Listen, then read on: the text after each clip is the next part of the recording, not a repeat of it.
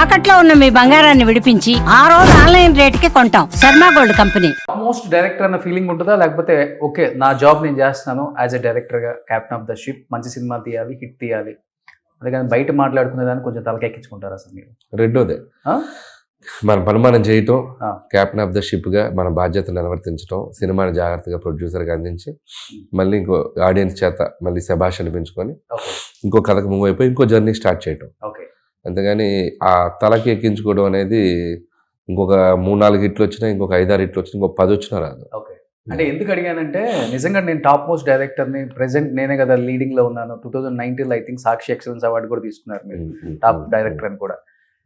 ఒకవేళ అది అనుకోని ఉంటే మీరు టీవీ షోలకి జడ్జిగా వెళ్ళరు అవును. అనేది బయట క్వశ్చన్ కొంచెం అవును. చాలా మందికి కూడా. అవును. ఏంటి ఏదైనా రీజన్ ఉందా అక్కడికి వెళ్ళి? ఇది అంటే కరెక్ట్ క్వశ్చన్ నువ్వు అడిగింది. యాక్చువల్గా ఇప్పుడు as per my success streak కానీ, యాజ్ పర్ నేనున్న పరిస్థితులకు కానీ, అక్కడికి వెళ్ళి టీవీ షోస్లో కూర్చొని జడ్జిగా చేయటం రీజనబుల్గా ఉంటుంది, రెస్పెక్టబుల్గా ఉంటుంది. కానీ జడ్జిగా కూడా చేయట్లేదు నేను. అల్లరల్లరి చేస్తున్నాను, గోలగోలు చేస్తున్నాను, జోకులు వేస్తున్నాను, ఇమిటేట్ చేస్తాను, మిమిక్రీ చేస్తున్నాను, డాన్స్లు వేస్తాను, గందరగోళం చేస్తాను. So that is the discussion point. Okay why like that అంటే, నేను ఎక్కడికి వెళ్ళినా నాలా ఉండడానికి ఇష్టపడతా. So that is me. నేను ఒక టీవీ షోకి వెళ్ళాలంటే I have to give 100% there. అక్కడ నేను ఏం చేయాలో అది చేయాలి. అంతేగా నేను బయట లేనిది తెచ్చుకొని నేను అక్కడ ఉంటే నాకే నచ్చదు. సో అట్లా బేసిక్గా నేచర్ వైజ్ నేను అంతే. అందుకే నన్ను అడగగానే నాకు ఫస్ట్ నచ్చింది ఏంటంటే అది పిల్లల షో. సో పిల్లల షో అనేసరికి నేను కనెక్ట్ అయిపోయాను. సో బాగుంటుంది అని చెప్పాను, వెళ్ళిపోయాను, వాళ్ళలో ఒకటిగా కలిసిపోయాను, వాళ్ళ మనిషిలాగా పనిచేశాను. అక్కడికి వెళ్ళారు, గెటప్ వేయమంటే గెటప్ వేసాను, కాస్ట్యూమ్స్ వేసాను, ఇమిటేట్ చేయమంటే ఇమిటేట్ చేశాను, డాన్స్ చేశాను, మిమిక్రీలు చేశాను, వాట్ నాట్ అన్నీ చేశాను. My only Moto is where ever you get the chance to entertain the people, whether it's TV or cinema, go and do that. So నీ వల్ల ఒక వారంలో ఒక రోజు ఇంట్లో కూర్చున్న అందరూ సరదాగా కాసేపు నవ్వుకుంటారు, కాసేపు రిలీఫ్ అవుతారంటే గో ఫర్ ఇట్, చెయ్యి. అండ్ తప్పేంటి అనేది నా ఫీలింగ్. సో దానివల్ల నాకు చాలా పాజిటివ్గానే అయ్యింది అది. నేను ఈ సినిమా సక్సెస్ టూర్కి వెళ్ళినప్పుడు చాలామంది దే ఆర్ మెన్షనింగ్, మిమ్మల్ని టీవీలో కూడా చూస్తున్నాం బాబు, చాలా బాగా చేస్తున్నారు అనేది. So that's fair enough. Yeah, మనం చేసిన దానికి వాళ్ళు దానికి కనెక్ట్ అవుతున్నారు. సో మనం వాళ్ళని రీచ్ అవ్వగలుగుతున్నాం. సో బిగ్ స్క్రీన్ మీద కొన్ని మనం రీచ్ అవ్వలేని స్మాల్ స్క్రీన్ ద్వారా రీచ్ అవుతాం. అండ్ మన audience kind of the shows, so వాళ్ళకి మనం ఎంగేజ్ చేస్తున్నట్టు ఉంటుంది. So that's one kind of, not ఏదో పర్సనల్ పని మీద కాదు, కానీ ఐ లైక్ ఇట్. నాకు అది చేయాలనిపించింది. ఓకే థరోగా ఎంజాయ్ చేస్తూ హానెస్ట్గా వాళ్ళని ఎంటర్టైన్ చేద్దామని చేశాను. It worked. ఓకే విజ్ఞాన్ వడ్లమూడిలో కూడా ఇలానే ఉండేవాళ్ళ, అంతే, ఫుల్ ఫన్ అంతే, ఎప్పుడు ఇంతే. రత్తయ్య గారు చాలా స్ట్రిక్ట్ కదా. రత్తయ్య గారి దగ్గరికి యాక్సెస్లోకి వెళ్ళంగా మనం తప్పించుకుని వెళ్ళిపోతాంగా, ఓకే దొరకంగా మనం అక్కడ. సో ఆయన్ని చాలా కలిసిన సందర్భం ఒకటో రెండో కాలేజీలో చదువుకున్న రోజుల్లో. ఆ విజ్ఞాన్ మహోత్సవ్లో అవార్డు తీసుకున్నప్పుడు కలిశాను, ఇంకొక 2-3 సార్లు. సక్సెస్ అయ్యాక కలిశాను చాలాసార్లు. అండ్ అప్పుడున్న టైంలో ఆయన చైర్మన్ కదా, అందరిలో పేరు వచ్చి ప్రతి స్టూడెంట్ని కలవలేరు కదా. బాగా చదివి ఉంటే మేబీ అలా కలిసి ఉండేవాడిని. నేను అలా కలవలేదు, బాగా యాక్ట్ చేసి వాళ్ళ విజ్ఞాన్ మహోత్సవ్ అనే దాంట్లో ఒక కల్చరల్ దాంట్లో బాగా పెర్ఫామ్ చేసి కలిసాను ఆయన్ని. So there my career got started అనుకోవచ్చు. So now I'm here.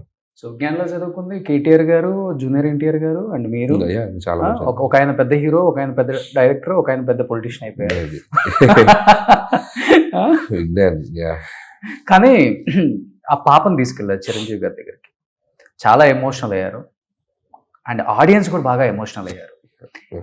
అంటే పాప అడిగారా లేకపోతే మీరు తీసుకెళ్ళాలనుకున్నారా? అసలు పాప అడిగింది, పాపను అక్కడికి తీసుకెళ్ళాం. అండ్ తీసుకెళ్ళడమే కాకుండా అక్కడ చిరంజీవి గారు కూడా చాలా హెల్ప్ చేశారు. షోలో ఒక 5 lakhs చెక్ ఇచ్చారు. అంతేకాకుండా మెడికల్గా కానీ తనకి ఫ్యూచర్లో ఏం జరిగినా ఎటువంటి దీనికి కూడా ఆయనే హెల్ప్ఫుల్గా ఉంటారన్నారు. అంటే ఎడ్యుకేషన్ పరంగా కానీ, మ్యూజికల్ పరంగా కానీ, అమ్మాయి ఏదైనా నేర్చుకుంటానా కానీ, రేపు పొద్దున ఐకి సంబంధించిన ఏదైనా సర్జరీస్ చేయాలన్నా కూడా ఈ గేవ్ ఏ వర్డ్ నేను చూసుకుంటానని. And I also help. నేను కూడా ఎంతో ఇచ్చాను, ఒక ఫిక్స్డ్ డిపాజిట్ చేసుకోమని షోలోనే ఇచ్చాం. So this is true love towards Varunavi. అమ్మాయికి మళ్ళీ కళ్ళు వచ్చే అవకాశం ఉంది కదా, అంటే 19 years వచ్చాక అని తెలియదు ప్రాసెస్. అప్పుడు ఉన్న దాన్ని బట్టి దానికి ఎట్లా చేస్తారనేది అప్పుడు తెలుస్తుంది అన్నారు. అంటిల్ 19 years వరకు అమ్మాయిని అబ్జర్వేట్ చేస్తూ వెళ్ళాలి. పాపని. But she's very talented. అవును. She's very talented and very confident. So grasping power ఎక్కువ, షార్ప్నెస్ ఎక్కువ. సో చాలా చలాకీగా ఉంటుంది. యాక్టింగ్ కూడా ఎరగదీస్తుంది ఈ మధ్య. అసలు మా షోలోనే చాలా అద్భుతంగా యాక్ట్ చేసింది. సో అన్ని రకాలుగా తను ఉంది. అండ్ సో నాకు ఆ షోలో ఒక టేకింగ్ ఎలిమెంట్ ఏదన్నా బ్యాక్ తీసుకెళ్ళిందంటే Varunavi. The whole journey, every day ఒక అద్భుతమైన పాట పాడేది ఎవ్రీ ఎపిసోడ్కి. మాతో ఇంటరాక్ట్ అయ్యేది ప్రేమగా అనిల్ మామ అని పిలిచి. Like beautiful journey. ఓకే. అదే చెప్పాను కదా, నేను ఏంతో వెళ్ళానో, ఏ పర్పస్తో వెళ్ళానో, పిల్లల షో అని దాని గురించే వెళ్ళాను నేను. సో ఆ చిన్నపిల్లల షో అది. ఇంకొకటి నాకు పర్సనల్గా కూడా నేను కొద్దిగా ఒక లైన్ దాటి ఉండటం కూడా నచ్చదు నాకు ఈ టీవీ షోస్లో కూడా. అందుకని మ్యాక్సిమం హెల్తీగా, ఆర్గానిక్గా ఉండే షోలు అయితేనే ఇష్టపడతాను. అవి రెండు అలా ఉన్నాయి కాబట్టి ఐ డిడ్ ఇట్.